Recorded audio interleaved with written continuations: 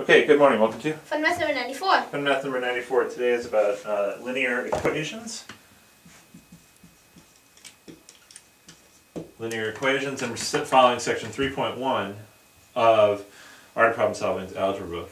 And for solving linear equations, we just have an equation like x plus 7 equals 10. And these equations can arise in lots of different problems. Yeah.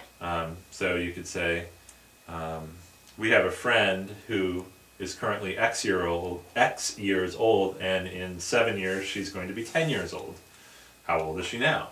3. So you would say x plus 7 equals 10. And how would you solve this equation? X plus 7 is 10. You can subtract 7 from both sides. And you get x is 3. X equals 3. Okay, great. But sometimes equations are a little more complicated than this. And sometimes they are something like 4x equals 10.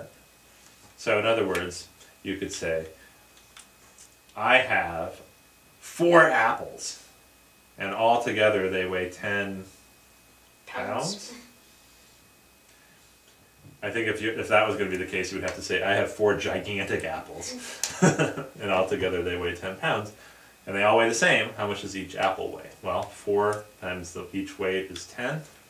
How do you solve this equation? Divide by 4. X is 10 fourths, which is 5 halves. Okay, x is 5 halves. Okay, very good. Now let me show you an example of one that I don't think you've seen before. So let's see if you can sort of use some of the things we've talked about to solve this equation. How about 5 times x minus 2 equals 20? Okay. So here's just an equation. It doesn't have any context. It's just an equation solved for x. 5 times x minus 2 equals 20. How would you solve this equation? Well, what would you do? let's multiply the 5 through. Okay. 5x minus 10 is 20. Let's add 10 to both sides. So 5x is 30. X is 6. 6. X is special 6. It sometimes looks like 8. X is 6. Okay, that's fine. And let me show you why I wanted to use this example, because there's a completely different way you can do it. Okay? Yep. And it involves dividing by 5 first. So your way of doing it, you multiplied this out to say this was 5x minus 10 equals 20. What I'm going to do first, instead of multiplying it out, maybe I'll erase your little signs there. I'm going to divide by 5. Now when I divide by 5 on this side, this 5 cancels, and what am I left with? No, just x minus 2 is X 4. minus 2 equals 4. And you add 2 to both sides. X Add is 2 6. to both sides. Now I like to add 2 in columns like this. I think it's a little easier to see.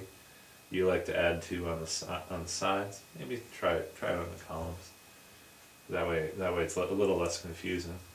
You get x equals 6. So obviously either way you get the same answer, right? And we can, either time we can go back into our original equation and say, well, if x equals 6, x minus 2 is 4, 5 times 4 is 20. Yep.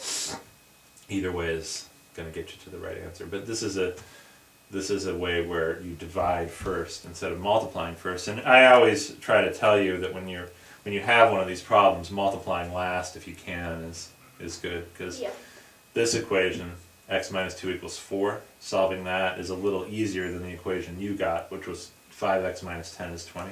Yeah, a little bit easier. A little bit easier. Okay. Good job.